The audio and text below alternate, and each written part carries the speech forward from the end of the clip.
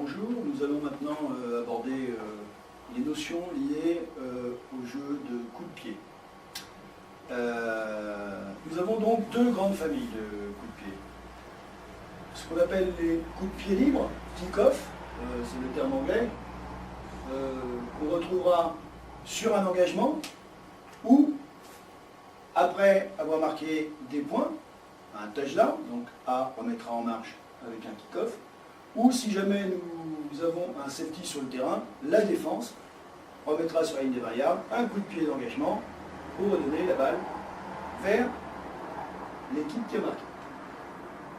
Les coups de pied de mêlée, ce qu'on appelle donc des scrimmage kicks, c'est ce qu'on appelle donc, deux types de jeux.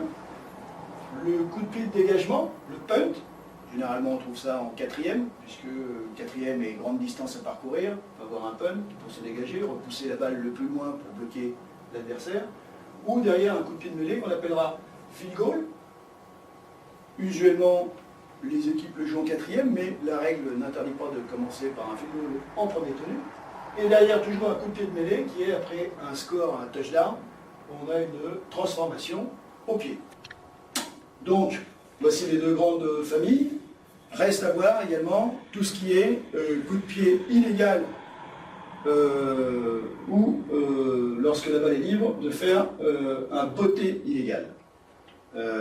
Bien sûr, lorsque l'on a un coup de pied illégal, le jeu s'arrête immédiatement, on doit tuer le temps, siffler et jeter le flag à l'endroit du coup de pied illégal.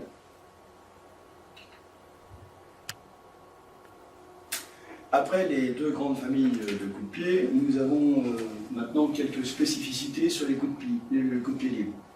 Les restrictions concernant l'équipe A, c'est que avant le coup de pied, les joueurs doivent être à l'intérieur des 9 yards, que l'équipe A doit avoir à minima 4 joueurs de chaque côté de la balle, donc du botteur, que le botteur ne rentre pas en compte dans ces 4 joueurs-là. Les joueurs de A ne peuvent pas avoir une course d'élan supérieure à 5 yards. Par contre, il n'y a aucune restriction sur la course du botteur. Concernant maintenant les restrictions de l'équipe qui reçoit, l'équipe qu'on appellera l'équipe B, lors d'un coup de pied libre, un kick-off, l'équipe B doit être à minima à 10 yards, c'est ce qu'on appelle la ligne de retrait de l'équipe qui reçoit. Nous avons également le fait que pendant le coup de pied ou le retour, l'équipe B, une fois qu'elle a catché la balle par le retourneur, nous avons ce que l'on appelle le wedge illégal, le mur, qui est que cette notion est d'avoir plusieurs joueurs côte à côte, à moins d'un yard l'un de l'autre, donc plus de 2 joueurs, est un mur illégal. C'est très très rare, mais c'est à surveiller. Et bien sûr, nous avons un jeu de coup de pied, c'est un jeu de changement de possession. Et lorsque nous avons un jeu de changement de possession, aucun bloc sous la ceinture, comme vu sur le précédent module, n'est autorisé. Qui peut récupérer la balle? Donc, un kick-off, la balle, il faut qu'elle franchisse et qu'elle ait fait 10 yards pour que A puisse la récupérer. Si elle n'a pas fait 10 yards, il faut que la balle ait touché un joueur de défense, B, et donc là, elle rend automatiquement la possibilité à A de pouvoir récupérer la balle. Récupérer est le mot, puisqu'il ne pourra pas l'avancer. Personne ne peut avancer un coup de pied, sauf B. Qu'est-ce qu'on peut avoir aussi comme jeu sur un coup de pied libre? C'est que si nous avons un terrain court ou si nous avons un botteur très puissant, la balle peut aller dans la zone d'en-but de B. Dans ce cas, nous aurons un arbitre qui affichera à tout le monde que ceci est un touchback et que le jeu est arrêté et stoppé pour une remise en passe sur le jeu suivant pour B. Oh putain, on voyait pas le... Ouais, il recouperont.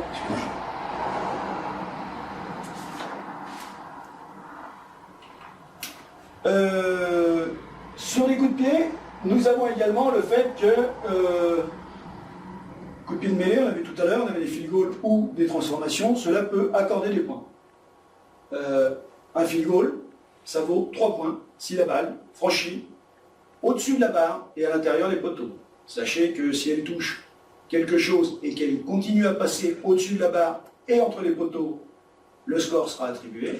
Si elle heurte une des barres ou les poteaux et qu'elle revient, le jeu est stoppé et il est mort.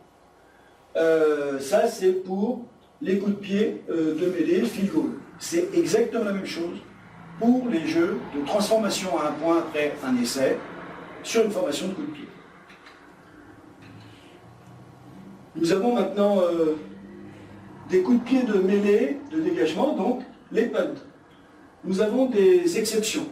La règle permet à l'attaque d'avoir une formation quelconque en ayant des exceptions à la règle de la numérotation qui demande que sur tous les jeux de mêlée, nous ayons un minima pour un jeu à 11, 5 joueurs ayant un numéro compris entre 50 et 79. Sauf que là, comme c'est un coup de pied, la règle permet d'avoir tous les numéros possibles à partir du moment où ce n'est pas un 50 ou un 79 qui ferme les bouts de ligne. Nous verrons par la suite. Qui peut récupérer la balle? On en a parlé tout à l'heure brièvement.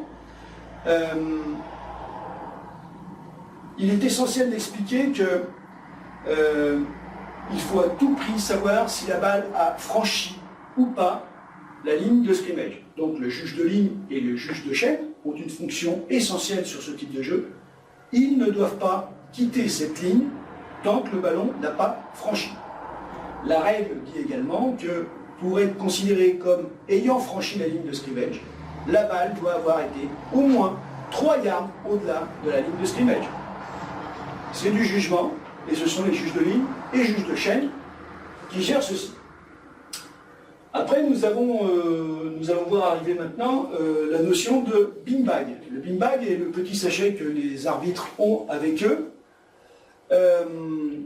Il sert à marquer un point de fin de coup de pied, car ceci peut être un point d'application. Ça va débuter un autre type de jeu, qui peut être une course, qui ne sera qu'une course, puisque la passe derrière est interdite. Et ce beanbag nous donnera la fin du coup de pied.